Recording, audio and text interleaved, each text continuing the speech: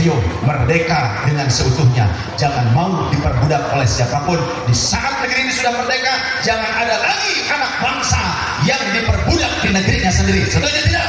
Merdeka, merdeka, merdeka. Jangan mau diperbudak. Ya, ini terakhir nih pesan saya. Jangan mau diperbudak, jangan mau digombali dengan barokah gombalan, jangan mau diintimidasi dengan kualat-kualat, jangan mau diperas, jangan mau. Kiai-kiai, para ulama, jangan mau. Kalau ada orang yang memeras atas nama keturunan Rasulullah SAW, lawan. Saatnya bangsa Indonesia merdeka. Islam datang ke Indonesia sudah sejak zaman sahabat, apalagi orang Pasundan, orang Priangan. Jangan anggap Islam datang ke Pasundan melalui jalur Yaman ataupun melalui jalur Konoha. Tidak, orang Pasundan asli membawa Islam, yakni Prabu Rakyat Sancang.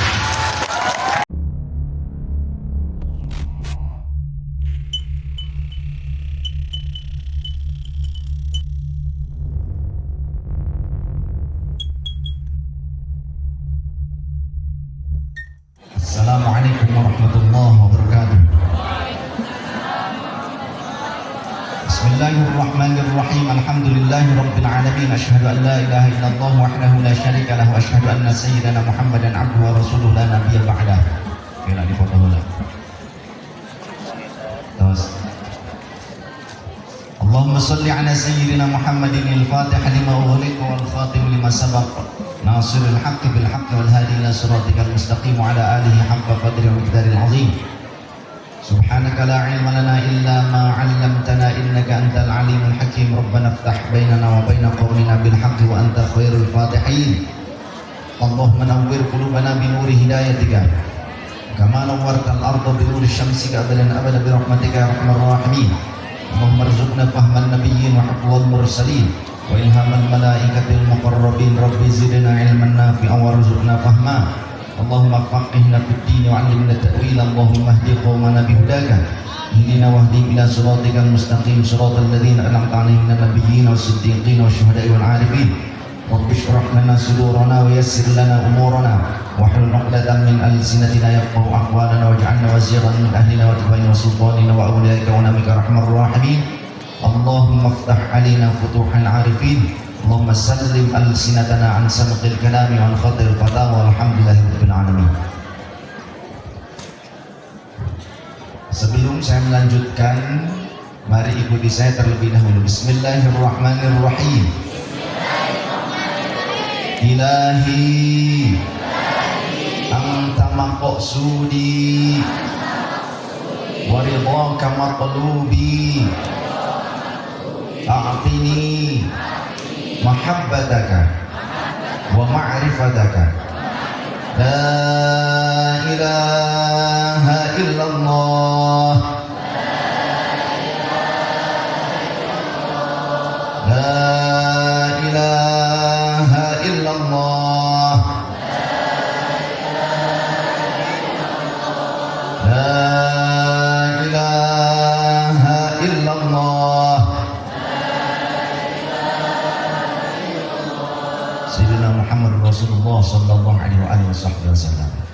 Ayuhas sadat wa sadatin al-a'izzai wal fudala, yang kami muliakan segenap para guru, para muallim wal muallimah yang dirahmati Allah, pangersa buya, pangersa orang tua kita sekalian, ayahanda PCNU Kota Cimahi beserta segenap para muharrik, para pejuang Nahdlatul Ulama, Muslimat NU, kemudian juga Ansor, Banser, Fatayat, YPPNU, Ibnu Pergunu, Pagar Nusa, Les Bumi, JRA dan segenap penom MU yang hadir, yang kami hormati, yang kami muliakan, PJ, Wali Kota Cimahi,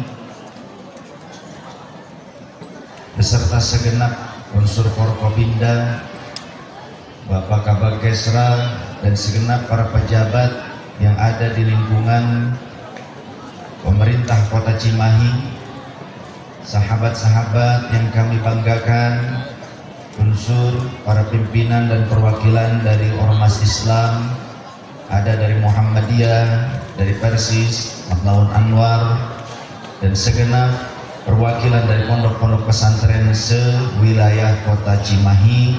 Semoga Allah melimpahkan keberkahan dan rahmatnya kepada kita sekalian. Terlebih Allah memberikan bimbingan kepada kita untuk bisa menjadi penerus perjuangan para muassis, para pahlawan-pahlawan yang telah membangun peradaban bangsa Indonesia dan yang memperjuangkan kemerdekaan bangsa Indonesia. Terlebih anak-anakku sekalian, para santri, santriwati, jangan hanya Anda mengaji kitab sebatas teksnya saja, tapi Anda harus mengkaji bagaimana substansinya. Anda juga harus mengkaji bagaimana sejarah di balik setiap kalimat dan kata yang tertuang di dalam kitabnya para ulama, terlebih yang tertuang di dalam Al-Quran Karim, juga yang tertuang di dalam sunnah baginda Nabi Muhammad sallallahu alaihi wasallam. Kenapa demikian? Kalau kita tidak mempelajari aspek sejarahnya, akan banyak sekali orang-orang yang terjerumus ke dalam kesesatan. Meskipun yang diutarakannya, yang dibacanya adalah ayat Al-Quran, yang disampaikannya adalah hadis Nabi, bisa menjadi sesat.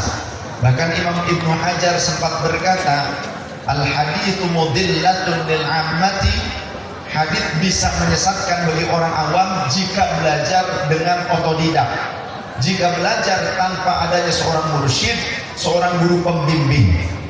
Jika kita hanya belajar melalui media sosial, melalui catatan dan tulisan yang ada di internet, ataupun melalui buku-buku bacaan yang tersebar luas di toko-toko, Imam Ma'ruf Al-Qurhi beliau menyatakan, man ja'ala kitabahu syaikhan faqad kathura ghalatuhu. Siapa yang menjadikan kitabnya, buku bacaannya sebagai gurunya, sebagai rujukannya, maka pasti banyak salahnya. Tidak semena-mena beliau menyampaikan itu, karena pada dasarnya mengikuti apa yang telah dijelaskan di dalam syariat. Contohnya, Rasul sallallahu alaihi wasallam pernah menyampaikan, sayakhruju fi akhir zaman, akan muncul nanti di akhir zaman, sufahaul ahlam, orang yang akalnya itu lemah, ahdathul asnan, yang bergigi susu. Maksudnya pemahaman terhadap agama Islamnya itu masih lemah, masih baru, masih sedikit. Akan tetapi yaqra'unal Quran, mereka akan senang membacakan Al-Quran, mengutarakan firman Allah, wa yaquluna min kalami khairil bariyah, dan mereka juga pandai menyampaikan hadis-hadis Nabi sebagai manusia pilihan, manusia yang terbaik makhluknya Allah Subhanahu wa taala. Akan tetapi imanuhum hanajirahum, imannya hanya sebatas kerongkongannya saja. Omdo, ngomongnya ayat Quran, bicaranya hadis Rasul, tapi hanya sebatas bunyi seperti burung saja. Mereka yakhrujuna minad din kama yamruqus sahmu minar ramiyati, akan sangat mudah sekali keluar dari agama seperti melesatnya anak panah dari busurnya. Bagaimana kok bisa mereka menjadi kafir, menjadi murtad? Di antaranya dengan mudah mengkafirkan sesama muslim. Siapa yang menyebutkan ya kafir, hei kafir kepada sesama muslim, maka kekafiran itu kembali kepada dirinya. Jangan sampai kita hanya membaca teks dalil tapi tidak mengerti tentang substansinya, termasuk apa yang telah dilakukan oleh para ulama kita. Tadi disebutkan kita punya ulama yang telah menjadi presiden, kayak Haji Abdurrahman Wahid. Ada ulama yang menjadi wakil presiden, kayak Haji Ma'ruf Amin. Ada ulama yang dulu pernah masuk ke dalam jajaran parlemen, ada Haji Wahab Hasbullah. Ada juga dari Kalimantan yang pernah menjadi pimpinan Nahdlatul Ulama terlama. Ini juga yang saya jadikan sebagai dasar ketika di Kalimantan, banyak orang Kalimantan menyatakan keengganan untuk bergabung dengan Nahdlatul Ulama karena dianggap NU itu sebagai organisasi Islam orang Jawa. Padahal ada asli orang Kalimantan yang pernah menjadi pimpinan Nahdlatul Ulama yang sangat lama, bahkan cukup lama, yakni Kiai Haji Idam Khalid. Dan beliau juga dulu masuk di pemerintahan zaman Republik Islam Serikat, masuk di pemerintahan, dan bahkan beliau pernah diteror oleh kelompok DI Darul Islam, bahkan pernah ditembaki mobilnya, waktu itu menggunakan mobil hardtop. Jadi kita ini sebagai santri jangan hanya menghafal teks dalilnya saja, tapi kita juga harus mempelajari kalau Quran ada asbabun nuzulnya, kalau hadis ada asbabul wurudnya, kemudian berlangsung di zaman berikutnya, maka kita akan mempelajari sejarah salafus saleh hingga sampai Islam datang ke negeri kita Indonesia. Ternyata sudah sejak zaman sahabat. Islam datang ke Indonesia sudah sejak zaman sahabat. Apalagi orang Pasundan, orang Priangan, jangan anggap Islam datang ke Pasundan melalui jalur Yaman ataupun melalui jalur Konoha. Tidak, orang Pasundan asli membawa Islam, yakni Prabu Rakyat Sanjang. Oleh karenanya kita yang orang Sunda harus tahu sejarah orang Sunda sendiri. Siapa yang membawa Islam ke Pasundan? Dulu putra-putra Pajajaran juga menjadi penyebar Islam di tanah Pasundan. Ada Pangeran Cakrabuana, putra daripada Prabu Siliwangi, membuat kesultanan di Cirebon, Kesultanan Pakumwati yang kemudian menjadi Caruban Nagari yang menjadi Kesultanan Cirebon. Kemudian juga Pangeran Kian Santang menyebarkan di mana, di berbagai wilayah Pasundan, termasuk kemudian wafat di Bogor. Jadi jangan sampai orang Bogor menganggap Islam datang ke Bogor itu dibawa oleh orang-orang dari luar Indonesia saja. Ternyata orang Indonesia juga banyak yang justru mengembangkan Islam, mendakwakan Islam. Dulu ketika kita masih dikuasai oleh raja-raja yang beragama non-muslim, tapi kenapa Islam diterima dengan indah? Karena ternyata mereka, para pendakwah Islam itu datang dan kemudian menikah dengan keluarga-keluarga kerajaan, sehingga keluarga kerajaan banyak yang masuk Islam tanpa peperangan, tidak dengan mengintimidasi, tidak dengan merendahkan bangsa Sunda, tidak dengan merendahkan bangsa Jawa, tidak dengan merendahkan bangsa Melayu, tapi mereka justru membangun kesetaraan. Tidak seperti zaman sekarang, banyak sebagian orang, ada segelintir orang yang menganggap kelompoknya lebih mulia dibandingkan bangsa di mana negeri ini dipijak oleh mereka. Mereka memakan dari hasil tanaman bangsa ini dan meminum dari air sumberan di bangsa ini. Jadi sebetulnya kalau mau jujur, kita belum merdeka secara sempurna karena masih ada upaya-upaya untuk memperbudak bangsa ataupun putra-putri Indonesia oleh orang-orang yang tinggal di Indonesia, bahkan mungkin sudah lahir di Indonesia, tapi merasa lebih cinta kepada negeri yang lain di luar sana. Sallallahu alaihi Nabi Muhammad. Masyaallah muslimin, saudara-saudariku yang dirahmati Allah Subhanahu wa taala. Kita coba pelajari tentang masalah hari santri. Hari santri sajalah karena durasinya sebentar. Hari santri gak ujuk-ujuk ditetapkan tanggal 22 Oktober, kemudian disebut sebagai hari santri. Ada sebuah rangkaian sejarah yang menjadi latar belakang penetapan tanggal 22 Oktober sebagai hari santri. Dan ini juga salah satu jasa dari Presiden ke-7 Republik Indonesia, Bapak Haji Insinyur Joko Widodo. Mau tidak mau, Kelompok santri dan kiai harus berterima kasih kepada beliau karena beliau telah memperjuangkan bagaimana nasib dan kedudukan para ulama, para kiai dan santri di negeri di mana negeri ini dibentuk oleh para ulama dan santri. Coba kita seringkali sebelum 22 Oktober ini ditetapkan sebagai hari santri, kita mengenal dengan istilah Hari Pahlawan. Tanggal berapa? 10 November. 10 November disebut sebagai Hari Pahlawan. Ini kira-kira santri pada hafal tidak di sejarahnya? Ada apa yang terjadi pada 10 November? Apa yang terjadi pada 10 November itu apa? Sampai disebut Hari Pahlawan. Kenapa? Ada yang tahu? Karena telah terjadi perang yang besar, di mana utamanya di Surabaya, tapi ini merebak kemana-mana ke berbagai daerah, termasuk di wilayah Bandung juga ada. Di Surabaya terjadi perang besar antara siapa?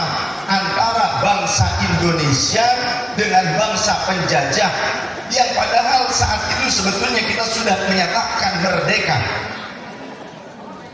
Kapan kita merdeka? 17 Agustus 1945.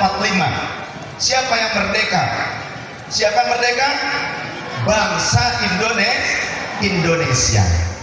Jadi 17 Agustus 1945 bukan kemerdekaan negara Republik Indonesia, bukan. Karena 17 Agustus belum ada Republik Indonesia. Baru besoknya 18 Agustus terbentuklah Republik Indonesia. Jadi 17 Agustus adalah hari kemerdekaan bangsa Indonesia. Oleh karenanya Republik ini adalah milik bangsa Indonesia. Maka siapapun yang menjadi pejabat di Republik Indonesia harus tahu diri bahwa tujuan kalian dijadikan sebagai para pejabat di negeri ini adalah untuk mengemban amanah, memakmurkan dan mengurus serta merawat bangsa Indonesia. Betul? Betul. Sallu ala Nabi Muhammad. Lalu kemudian ketika Indonesia sudah menyatakan merdeka, apakah penjajah itu sudah pergi dari Indonesia, dari tanah air kita Nusantara? Belum. Ternyata para penjajah masih ada. Bahkan juga gelombang berikutnya ada yang datang kemudian ke Nusantara, khususnya ke Indonesia, di mana pasukan-pasukan sekutu Afnei dipimpin oleh Inggris, didompleng ditunggangi oleh Enfield, ditunggangi pula oleh Belanda, oleh Nika, Nederland, Inggris dan semacamnya. Pasukan Belanda mendompleng pasukan Inggris yang sudah menguasai beberapa wilayah termasuk Malaya. Malaya sekarang jadi Malaysia.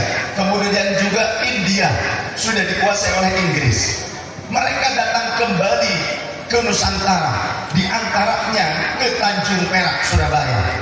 Di sana mereka merapat sekitar 9.000 atau 6.000 minimal, 6.000 pasukan yang dibawa di antaranya dari wilayah India dan Malaya. Didatangkan ke Surabaya. Untuk apa? Untuk kembali berupaya untuk menguasai Indonesia, padahal Indonesia sudah menyatakan merdeka.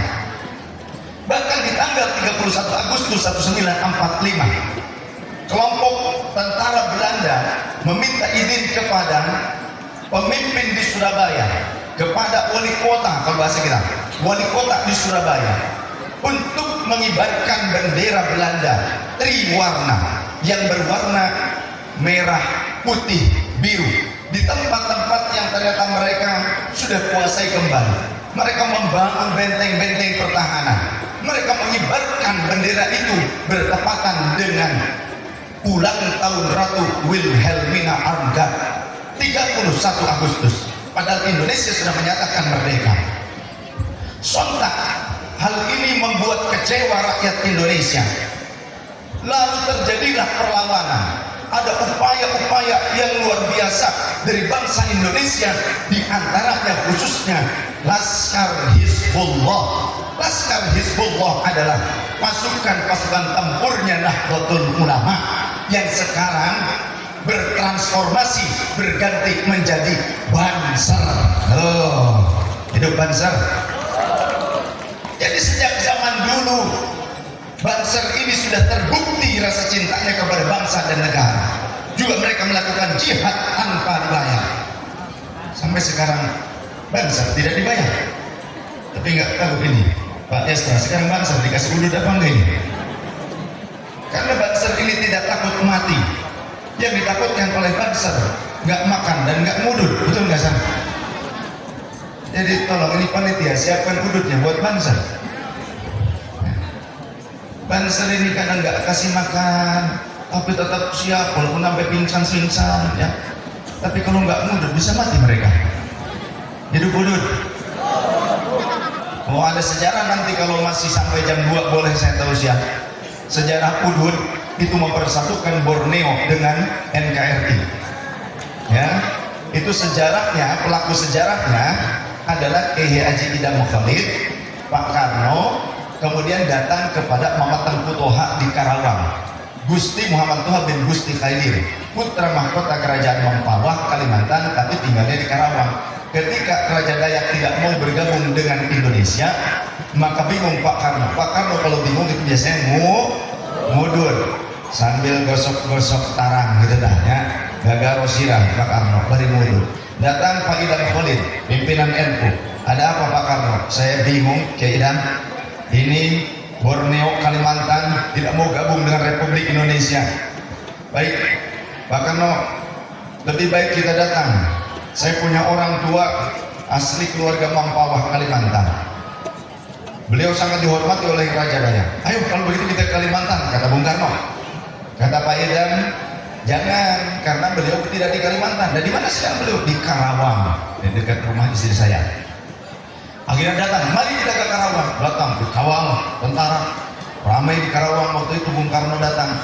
Kata amatanku ketika sudah Bung Karno menyampaikan apa yang menjadi keluh kesahnya bersama Pak Idam Khalid, pimpinan NU. Lalu kata amatanku, kenapa disebut Tengku? Tengku itu kiai, beda dengan Teku. Kalau Teku itu Raden. Karena amatanku punya ibu asli ayahnya Kalimantan, ibunya dari Aceh. Kemudian dikirimlah ke Aceh untuk belajar sampai menjadi orang alim, maka diberikan gelar Tengku, artinya kiai. Kalau Gus, kiai muda Aceh, nah, gitu kan. Kalau di Sunda mah Aceh itu tuh kalau di Aceh. Nah akhirnya jadilah menjadi kiai.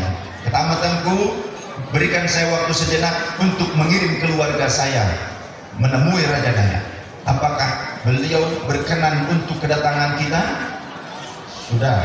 Ketika singkat cerita sudah mendapatkan jawabannya, amatanku memberi kabar kepada Pak Karno. Pak Karno datang lagi ke Karawang. Amatanku menyampaikan bahwa Raja Dayak siap menerima kunjungan kita. Kemudian, baik Amat, kita berangkat ke sana.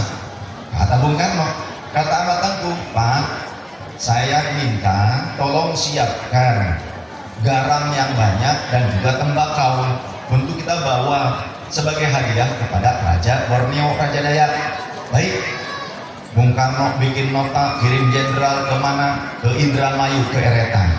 Diangkut tuh, kan di sana banyak tempat memproduksi garam. Barang-barang prosok diangkut pakai mobil truk tentara. Dikirim juga jenderal ke Kudus. Di sana banyak produksi-produksi tembakau, produksi-produksi tembakau yang sudah diolah, ya sudah bal-balan, diangkut, dibawa ke Tanjung Priuk, naik kapal feri sampai ke Kalimantan. Itu orang-orang Dayak di sepanjang jalan setapak di hutan begini, Gusti Taha, karena hormat kepada keluarga kerajaan Mempawah. Sampai di rumah panjang yang tinggi, diterima oleh Raja Dayak di situ. Kemudian Raja Dayak bilang kepada Gusti Taha, mohon maaf, saya sudah menerima pesan dari Anda. Kami sangat menghormati keluarga Mempawah. Akan tapi kalau kami diminta untuk bergabung dengan Republik Indonesia, ada syarat. Apa itu Tuan Raja? Syaratnya kalahkan dulu saya. kata Raja Dayak. Bagaimana caranya? Kalau di Dayak itu, kalau di Kalimantan sampai sekarang ada merchandise itu cangkir yang terbuat dari kayu pasak bumi. Ya, kita bisa beli sampai sekarang pun. Nah, memang itu sebuah kebiasaan di sana. Disiapkan cangkir dari kayu, kemudian dituangkan air dari bambu, dituangkan air, kemudian Raja Dayak mengeluarkan kerisnya yang panjang, keris Melayu. Dimasukkan, kemudian tinggal gagangnya saja. Cair, bilahnya cair. Kata Raja Dayak, silahkan Gusti Taha untuk meminum air ini. Amatanku, ya ulama, ya wali. Dan bahkan saya punya catatan yang scanan dari catatan Bung Karno, ketika Bung Karno itu mengumpulkan para ulama, termasuk ada namanya Kiai Haji Muhammad Toha Karawang.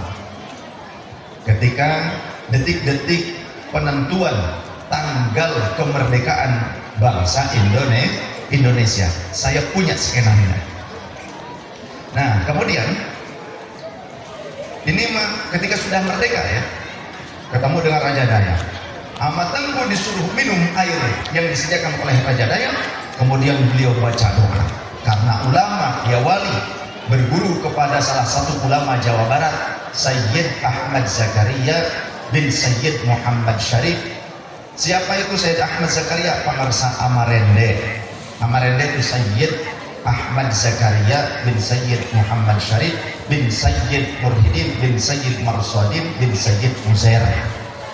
Nah, amatanku kemudian baca doanya, Bismillahirrahmanirrahim. Sallallahu hamba berkehendak dan pegang Nabi Muhammad sallallahu alaihi wasallam, wa ta'ala syukur Nabi Muhammad. Hamba minta lepaskan daripada pahala 44 serta 22 jin sampai jin syaitan semua syaitan nongga sama nongga wali semua wali. Ya aman udah ketemu senang menjadi aku dalam bodi untuk semua sekalian pun saya minta berkah doa la ilaha illallah Muhammad. Ditiup terus diminum. Bismillahirrahmanirrahim.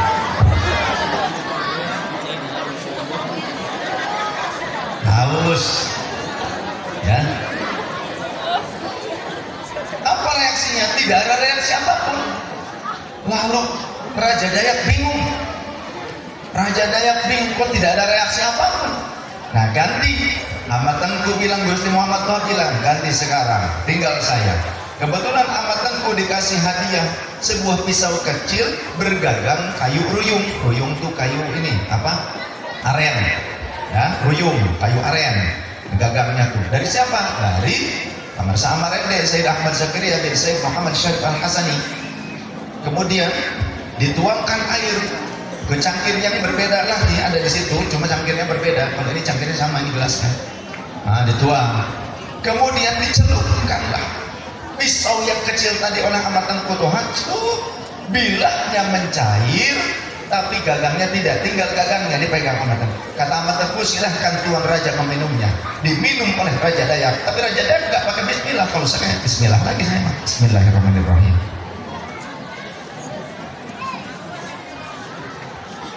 Haus bu tadi, aduh ampun.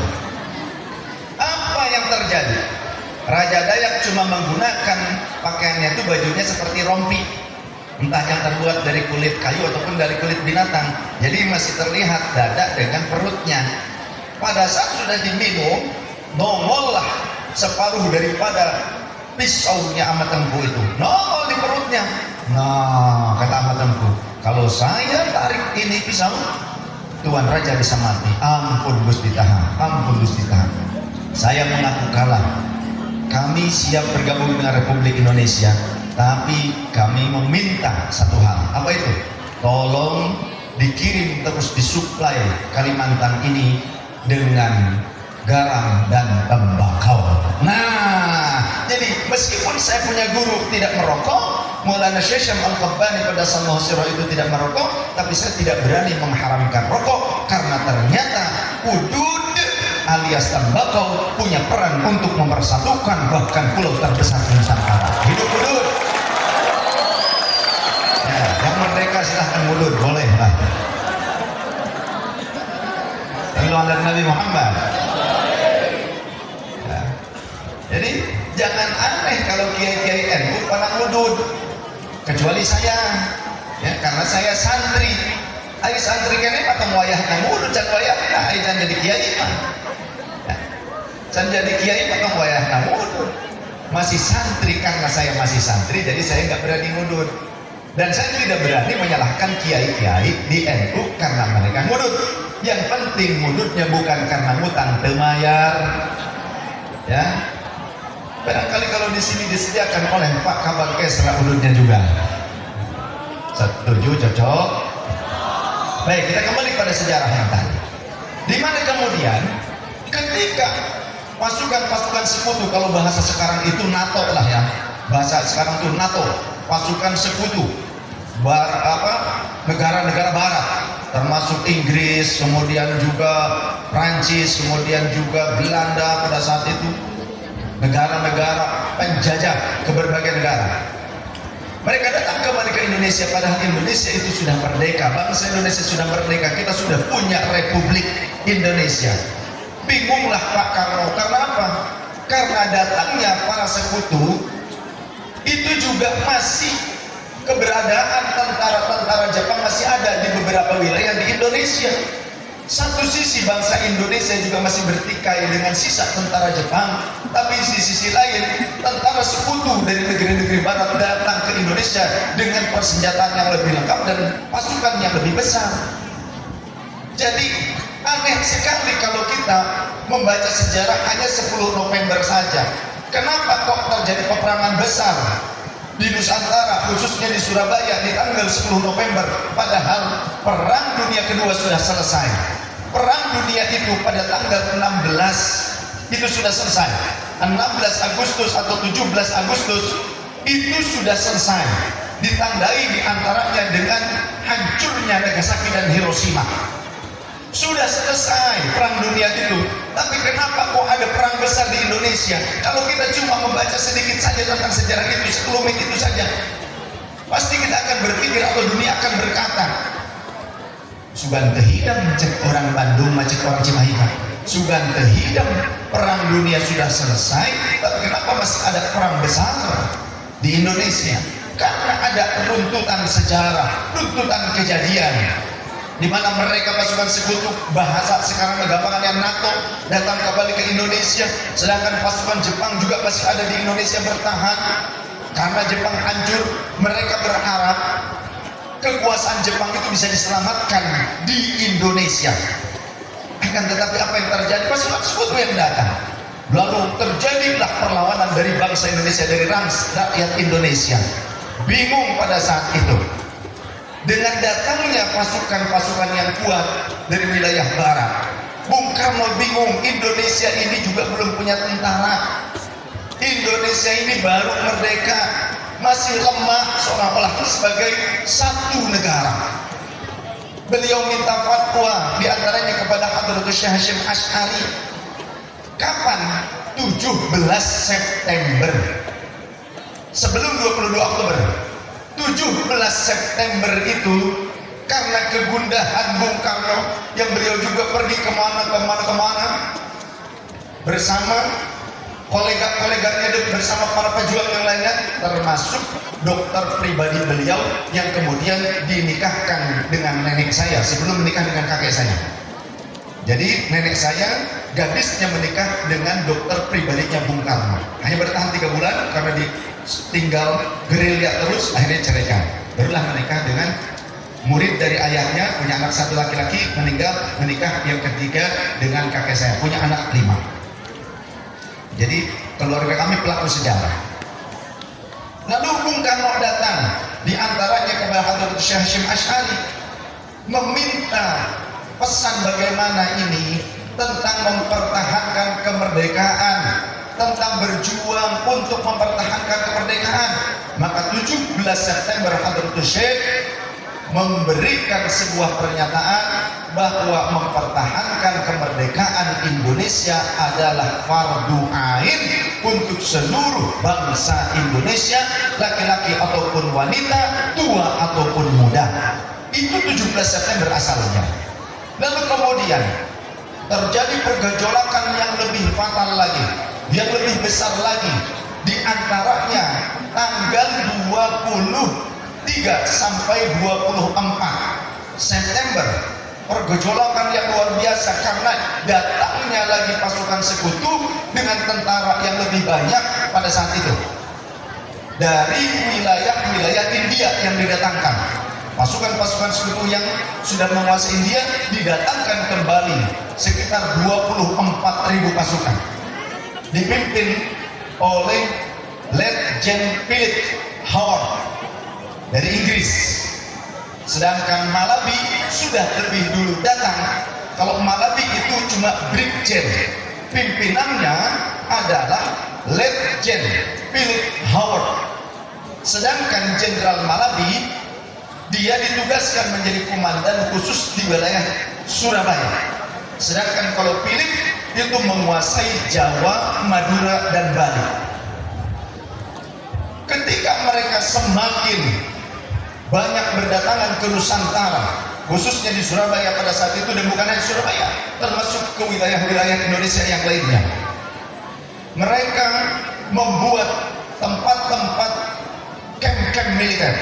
Mereka menumpuk pasir yang dibungkus dengan karung, menyiapkan senjata, tank-tanknya kemudian didatangkan, diturunkan dari kapal-kapal laut.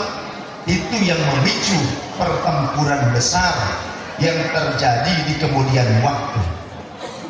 Maka Indonesia ketika belum memiliki tentara, baru kelaskaran. Ada Laskar Hizbullah, mantan tentara peta, Heiho, dan semacamnya. Direkrut pada tanggal 5 Oktober, barulah Indonesia punya tentara, tapi bukan Tentara Nasional Indonesia. 5 Oktober baru dibentuk TKR, Tentara Keamanan Rakyat, yang isinya adalah kelaskaran-kelaskaran, termasuk Laskar Hizbullah, sekarang berganti menjadi Banser, kemudian juga Laskar Siliwangi. Dulu Siliwangi itu masih laskar, belum tentara, termasuk diantaranya Laskar Siliwangi. Ada tokoh di Jawa Barat, Mbah Tubagus Muhammad Mansur di Paleret, Purwakarta. Bahkan ketika sudah merdeka, sudah menjadi tentara nasional pun, beliau menjadi tentara. Padahal dia wali, dia ulama, beliau pejuang kemerdekaan. Di akhir hayatnya, beliau itu pangkatnya itu Sersan Mayor, Mbah Tubagus Muhammad Mansur, Paleret, Purwakarta. Murid dari Ama Ajengan Zarkasi. Ama Ajengan Zarkasi, Ama Cibaduyut, itu juga pejuang zaman Bandung Lautan Api. Bukan orang-orang Konoha, tapi justru ulama-ulama kita yang berjuang untuk melawan para penjajah. Kalau Ama Ajengan Zarkasi, Ama Cibaduyut, nasab pancernya ke Prabu Siliwangi melalui jalur Eyang Dalam Arya Wangsa Goparana Nangkaberit, ayah dari Eyang Dalam Arya Wiratanudatar Cikundul. Ya, harus tahu sejarah. Kemudian juga warga Bandung nih, warga Bandung harus tahu pejuangnya, ulamanya, seperti Maulana Raden Syarif Haji Abdul Manap Nayadirja, Ahmad atau Eyang Dalam Mahmud, tahun 1650 sampai 1725. Zaman dulu beliau juga pejuang, beliau ya ulama, ya wali, dia pejuang. Jadi jangan terlalu kita membanggakan bangsa-bangsa lain. Kalau antum mahabbah kepada dzurriyyah Rasul, Eyang Mahmud itu dzurriyyah Rasul. Dari mana? Dari jalur Al-Hasani.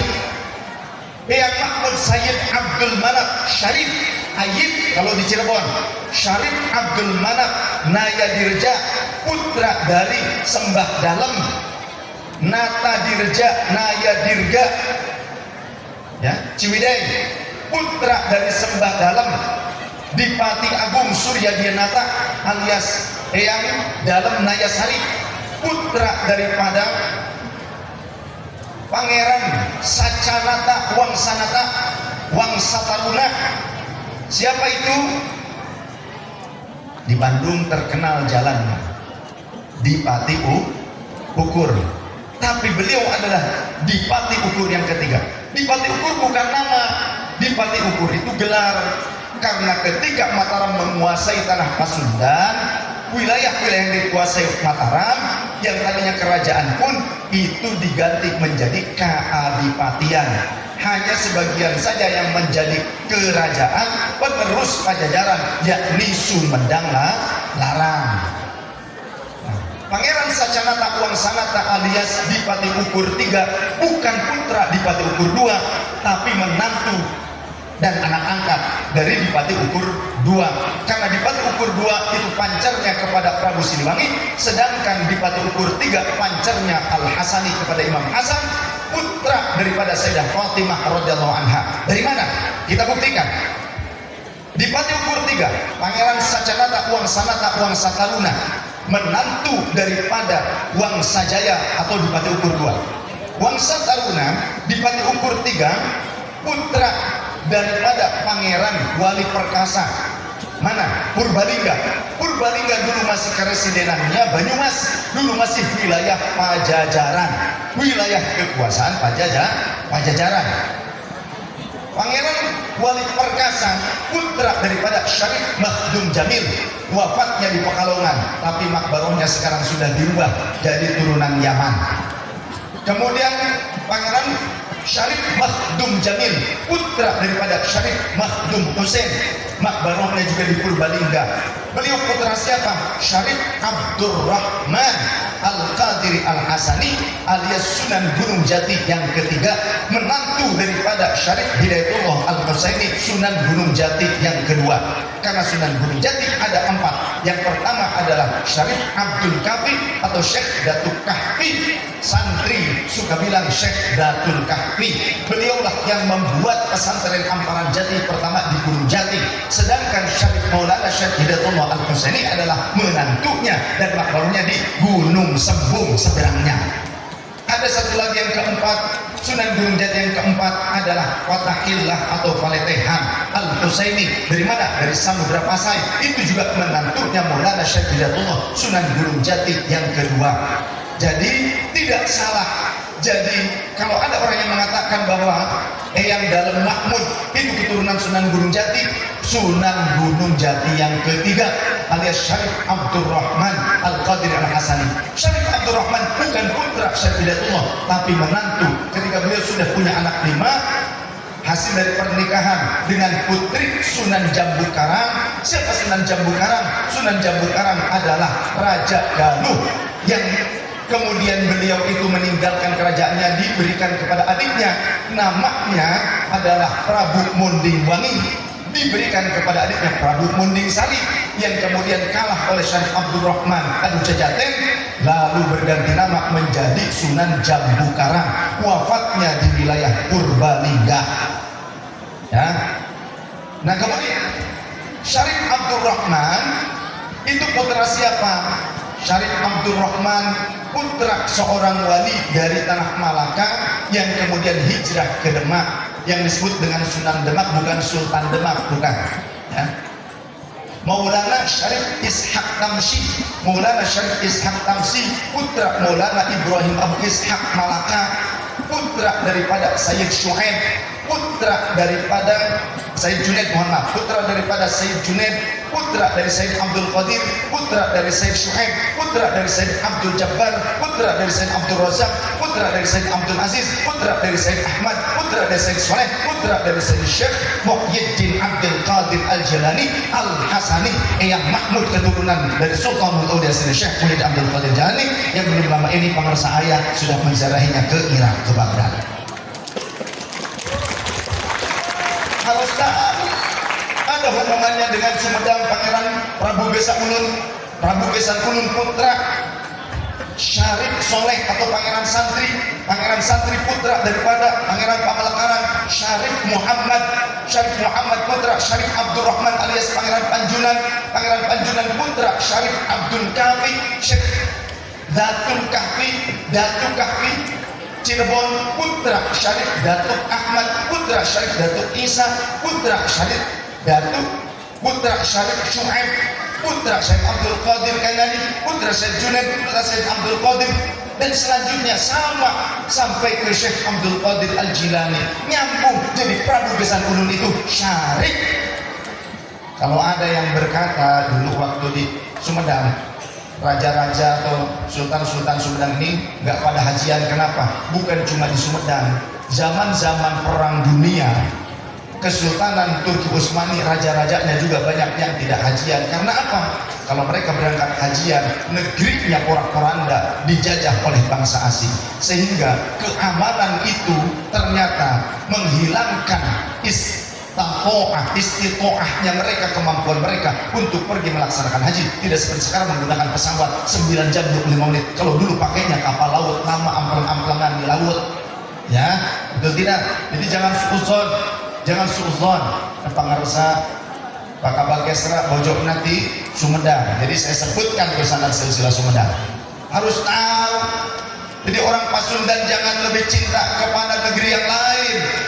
Orang Sunda punya leluhurnya ternyata juga zuriyah Rasulullah sallallahu alaihi wasallam yang bahkan rela berkorban, bukan hanya hartanya, keluarganya, tapi dirinya juga untuk kemerdekaan bangsa Indonesia.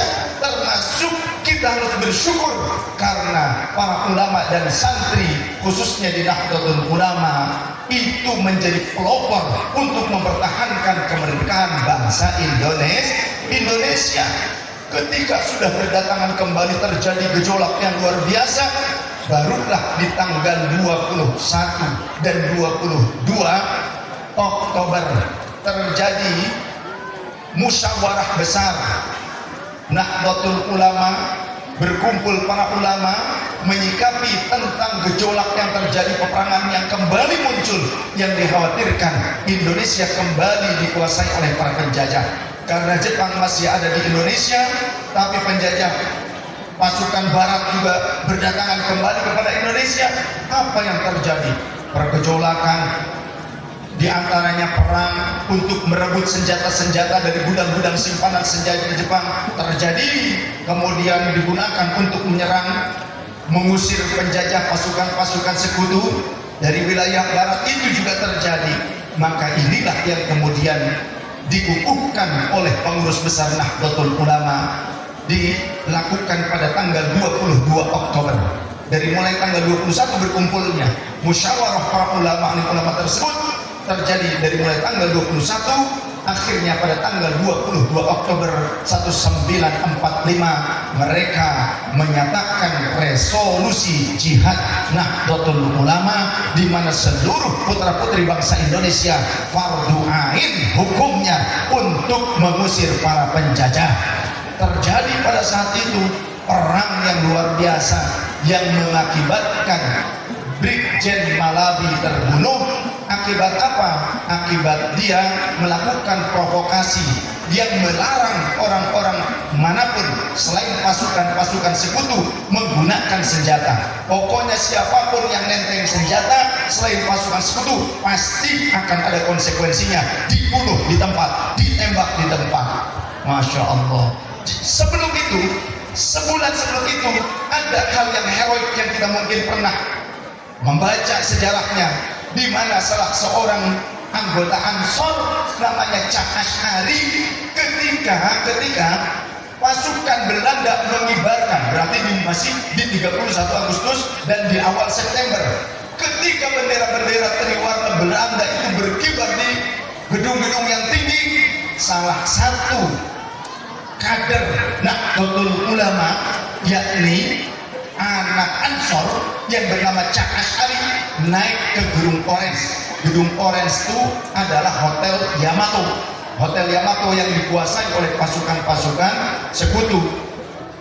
Bendera Belanda yang berwarna merah, putih, dan biru kemudian disobek oleh Ansor, oleh Banser, oleh pasukan Hizbullah, Laskar Hizbullah, supaya tinggal berkibar hanya merah dan putihnya saja. Demi berkibarnya merah dan putih di Nusantara, di negeri Indonesia, mereka rela diberdiri, ditembak oleh pasukan sekutu, tapi tidak mempan. Kenapa? Karena para ulama mengajarkan doa wasilah. Bukti doa wasilah sudah terbukti dalam sejarah peperangan. Mana doa wasilahnya? Bismillahirrahmanirrahim. Allahumma antihu anta alimu ya rahmanir rahim. Berkah kebal, berkah kanjeng Nabi Muhammad sallallahu alaihi wasallam. Itu yang dipakai sampai sekarang oleh pasukan Pagar Nusa. Ya, pasukan Pagar Nusa sampai sekarang kalau dibedil nggak mempan, tapi kalau nggak dikasih udut lemes dia. Ya, makanya pada duduk di sana. Jadi kita harus lebih cinta dengan merah putih dibandingkan bendera bangsa lain, karena merah putih hasil perjuangan berdarah leluhurmu wahai kawan. Merah bukan sembarang merah. Merah adalah bukti cintanya para pahlawan. Mereka seolah-olah menyatakan merah bukan sembarang merah. Merah adalah aliran darahku yang tertumpah di negeri ini Indonesia. Putih juga bukan sembarang putih. Putih adalah bukti ketulusan cinta dan perjuangan mereka. Ikhlas karena Allah demi kalian, keturunan dari mereka para pejuang, agar hidup damai di Indonesia.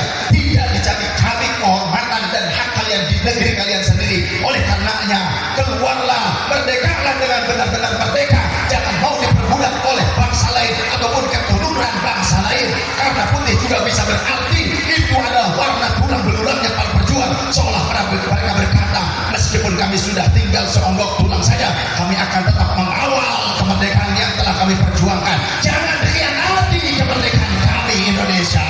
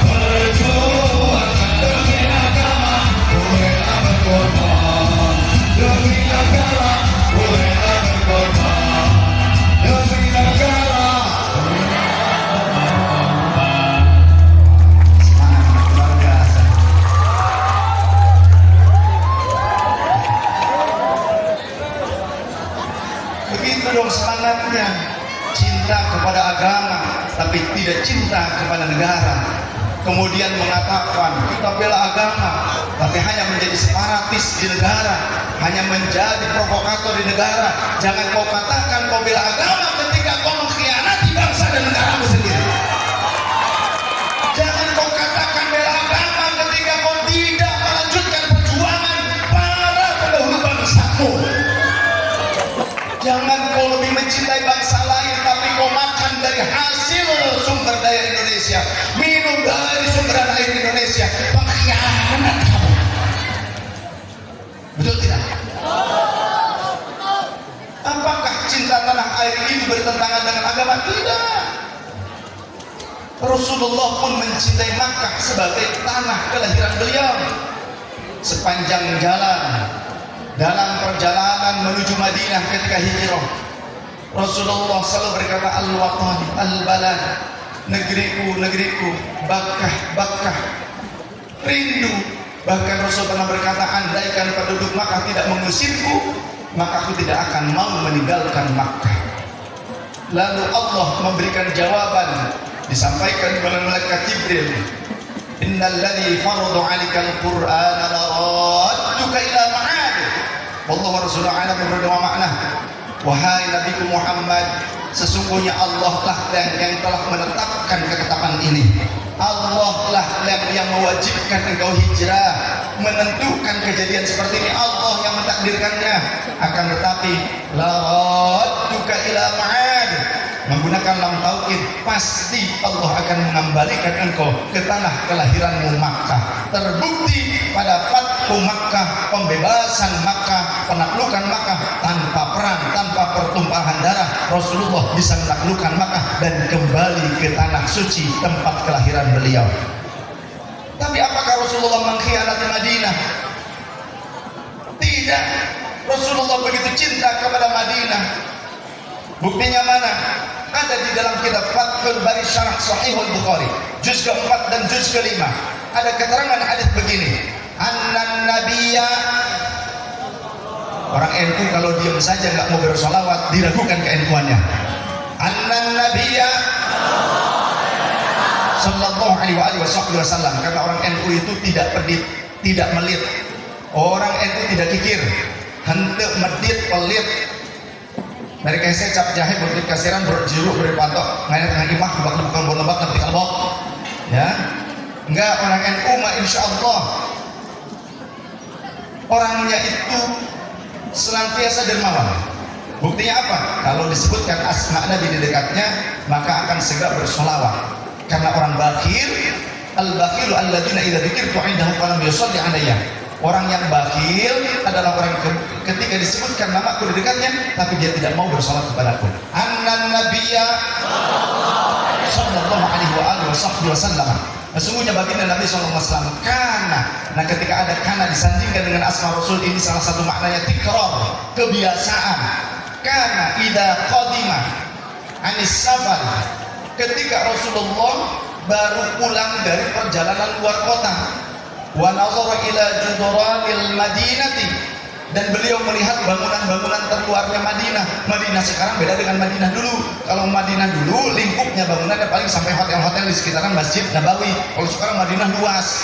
Ketika Rasul melihat bangunan-bangunan terluarnya Madinah, maka awdha'ana qatahu, Rasulullah akan mempercepat laju untaknya. Kemudian wa in kana 'ala dabbatin, jika Rasul menunggangi kuda, maka harrakaha, Rasulullah akan menggerak-gerakkan kudanya seperti si Zoro, diangkat-angkat kaki depannya kemudian diputar-putar. Itu kebiasaan Rasul. Karena apa?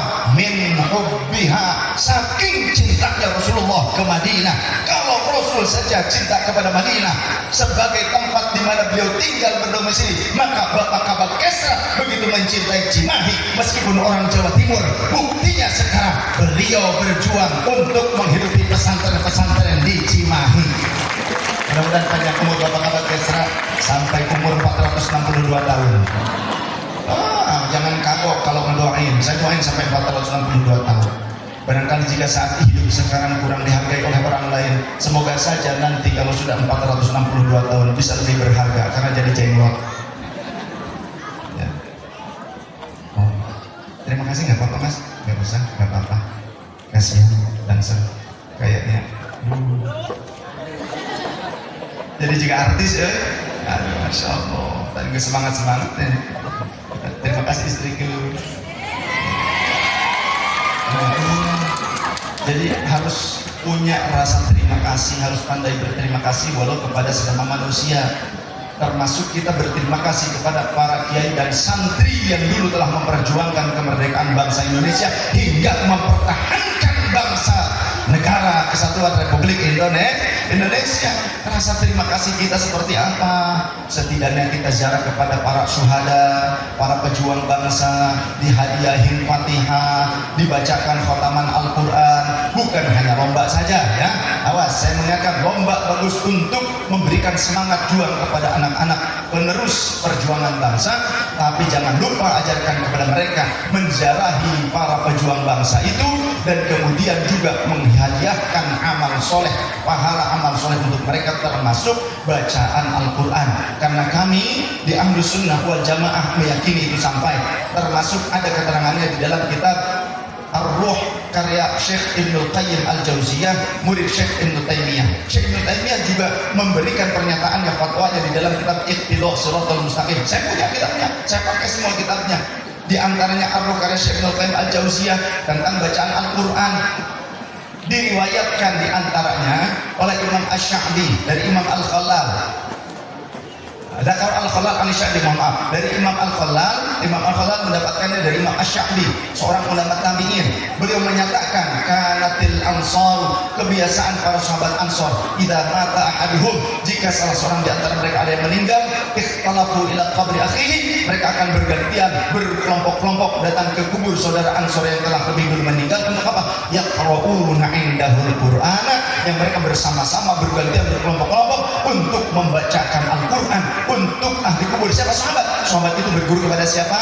Kepada Rasulullah Sallallahu Alaihi Wasallam. Sehingga gurunya dari Syekh Ibnul Qayyim, yakni Syekh Ibnu Taimiyah, di dalam kitabnya Iqtidah Shiratal Mustaqim pun menyatakan manfaat bacaan Al-Quran, sholat, puasa, kemudian juga sedekah atas nama orang yang telah wafat, karena ini berkenaan, bertepatan, berkesesuaian dengan sunnah-sunnah baginda Nabi Sallallahu Alaihi Wasallam. Contoh tentang masalah sedekah, barangkali Pemkot Cimahi sekarang juga menyediakan makanan dan sebagainya sebagai bentuk sedekah atas nama para syuhada yang gugur di medan tempur di negeri kita Indonesia, khususnya di wilayah Cimahi dan Bandung sekitarnya.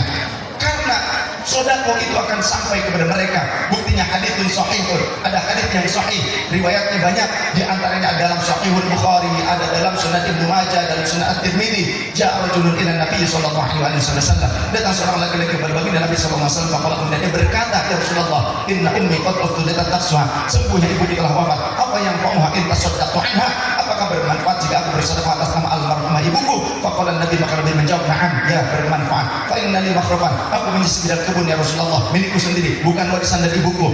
Faushhiduka anni qad tasaddaqtu anha, mohon ya Rasulullah, saksikan saat ini pula aku sedekahkan kebunku atas nama almarhumah ibuku. Saya yakin sekarang Bapak Kesra dan unsur pimpinan di Pemkot Cimahi ini sekarang menyediakan jamuan untuk kita sekalian sebagai bentuk sedekah untuk para syuhada, khususnya ada di lingkungan wilayah Cimahi dan sekitarnya. Semoga ini akan menjadi sedekah yang terbaik, rasa cinta yang terbaik kita kepada para pejuang bangsa.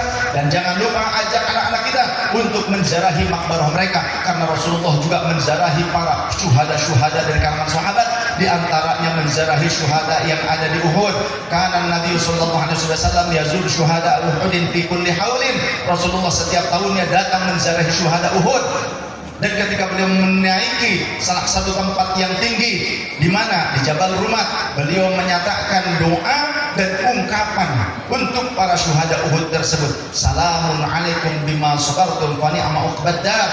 Ini doa Rasul di hadapan para syuhada Uhud. Kemudian Rasul diperintahkan oleh Allah, ada di dalam Sahih Muslim dengan derajat hadits yang sahih, Rasul diperintahkan untuk menziarahi para syuhada yang ada di Baqi. Dan ketika Rasul sudah sampai di Baqi, fa'atwalal qiyamah, lama beliau berdiri, bukan cuma assalamualaikum ya ahla darul qaumin mu'minin wal muslimat antum lana salafun insyaallah kuntum ba'un pulang, enggak, tapi fa'atwalal qiyamah dalam Sahih Muslim. Silakan boleh bukan dengan saya, ayo.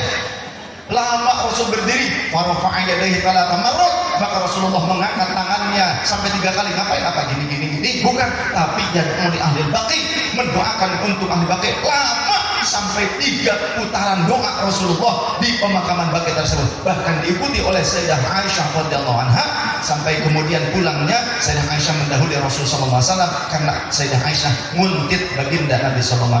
Sehingga kalau ada muslimah NU suka nguntit suaminya yang pengurus NU, itu sesungguhnya muslimah NU sedang melaksanakan sunnah Sayyidah Aisyah radhiyallahu anha. ya, hidup istri penguntit. Oh, itu cuma dibawa karena istri saya manajer saya, bukan karena nguntit, bukan karena takut apa-apa, takut nanti panitia nggak bayar. Jadi emang istri saya kemana-mana ini baru pulang dari wilayah Rusia, Afghanistan, kemudian Uzbekistan, ya, istri juga selalu ikut. Kemudian sebelumnya dari Hong Kong, senantiasa juga ikut. Dan yang hebatnya ternyata saya senantiasa menjumpai pengurus-pengurus dan muharrik Nahdlatul Ulama dan Muslimat Fatayat BP Ansor Banser di negara-negara di luar Indonesia, meskipun di negara itu minoritas Islam termasuk di Eropa, karena Hamba Rasul bukan cuma ada di Indonesia, Hamba Rasul juga ada di Eropa. Saya menjumpai ternyata ini teman-teman Ansor, Bansor, Pagar Nusa, para pengurus NU, Muslimat Fatayat ada di sana. Jadi NU itu bisa diterima oleh kalangan internasional. Tepuk tangan, aplaus sama Nabi Muhammad. Sudah ya? Sudahlah, sudah siang kan dari pagi belum pernah makan lain. Saya belum ibu. Sami kan, mas sudah dikasih. Tapi yang saya aneh nih. Padahal NU itu pusatnya di Indonesia. Tapi kenapa kalau pengajian meninggalkan area pengajian kok nyampah? Kenapa nyampah? Padahal dulu ya santri dan kiai itu mengusir sampah-sampah dari Indonesia, para penjajah, ya kan? Tapi kenapa sekarang seringkali judulnya pengajian kok nyampah? Itu bukan ajaran santri, itu bukan ajaran ulama, bukan ajaran Islam buang sampah sembarangan, betul tidak? Maka ketika kita bangga dengan istilah santri, bangga sebagai muridnya ulama, maka buktikan kita mengamalkan amaliah Islam, bukan hanya menggunakan pakaian ala Islami, tapi memang benar-benar pengamal dari syariatul Islam. Setuju siap bersih lagi nih? Buang sampah ke tempatnya siap? Kira-kira nggak mau buang sampah, makan aja sampahnya.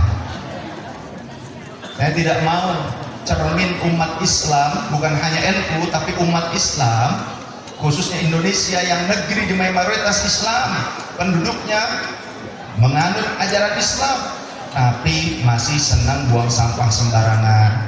Kadang di toilet umum juga yang wanita itu bekas dumpel, softtex mah itu ya, pokoknya pembalut dimasukkan ke kloset. Salah. Coba yuk buktikan Indonesia mayoritas Muslim, maka tunjukkan Indonesia bersih, termasuk bersih dari koruptor. Setuju tidak? Setuju tidak? Yang tidak setuju maju. Yang tidak setuju maju. Yang setuju Indonesia bersih dari koruptor maju. Kita berharap, berdoa kepada Allah semoga di kepemimpinan Bapak Jenderal Purnawirawan, siapa sekarang? Prabowo Subianto bersama Bapak Gibran Raka Buming Raka memimpin Indonesia yang semakin baik, yang diridhoi oleh Allah Subhanahu wa taala, dibimbing oleh Allah menuju Indonesia emas, Indonesia yang tangguh dan terbebas daripada koruptor, bukan koruptor, bebas hidup di Indonesia. Setuju? Setuju? Yang kencang atuh, setuju apa tidak? Nah, itu berarti anti koruptor, siap bersih-bersih di Indonesia. Amin ya Allah ya Rabbal Alamin. Demikian yang dapat saya sampaikan, mudah-mudahan bermanfaat. Jadi intinya di kemudian waktu, kenapa kok sampai terjadi perang besar? Karena di tanggal 22 Oktober 1945, setelah perang besar 15 sampai 20 Oktober perang besar dulu, terjadi perang di mana-mana.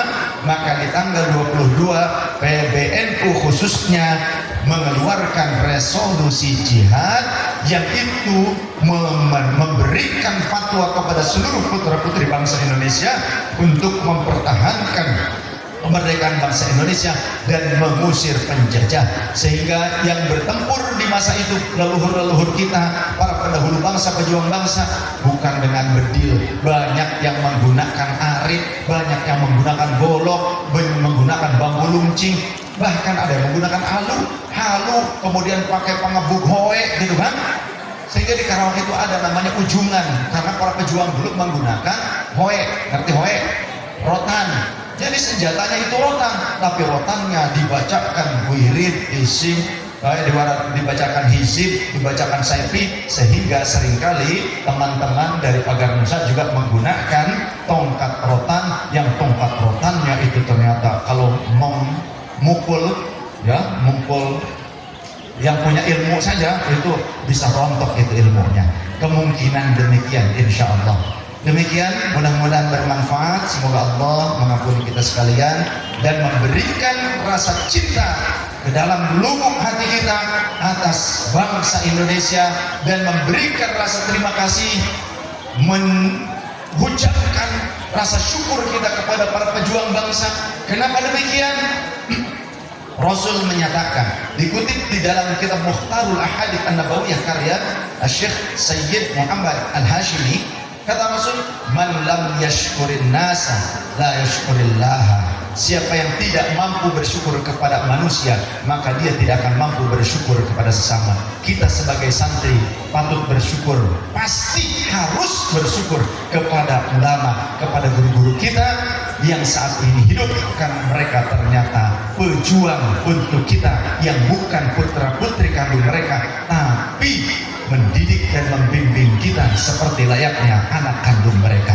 Dan kita harus bersyukur kepada para pejuang bangsa yang diantaranya adalah para ulama dan santri, karena mereka lah kita mampu mengenyam rasa bahagia dan aman serta damai hidup di negeri sendiri. Ayo merdeka dengan seutuhnya, jangan mau diperbudak oleh siapapun. Di saat negeri ini sudah merdeka, jangan ada lagi anak bangsa yang diperbudak di negerinya sendiri. Setuju tidak? Merdeka! Merdeka! Merdeka! Jangan mau diperbudak. Ya, ini terakhir nih pesan saya. Jangan mau diperbudak. Jangan mau digombali dengan barokah gombalan. Jangan mau diintimidasi dengan kualat-kualat. Jangan mau diperas. Jangan mau. Kiai-kiai, para ulama, jangan mau. Kalau ada orang yang memeras atas nama keturunan Rasulullah SAW, lawan. Saatnya bangsa Indonesia merdeka. Sujud. Terima kasih. Subhanakallahumma wa bihamdika asyhadu an la ilaha illa anta nastaghfiruka wa natubu ilaik. Mohon maaf lahir dan batin. Wallahul muwaffiq. Pakai kol-kolah kan? Ila aqwa wa min thariq. Wassalamualaikum warahmatullahi wabarakatuh. Waalaikumsalam warahmatullahi wabarakatuh. Alhamdulillah, Bapak Ibu hadirin yang berbahagia, demikianlah tadi Mawaddatul Hasanah yang sudah disampaikan oleh Said Saif Alwi. Semoga pesan religius dari beliau dapat kita wujudkan dalam kehidupan nyata untuk menggapai kehidupan sejahtera baik di dunia maupun di akhirat. Amin ya rabbal alamin.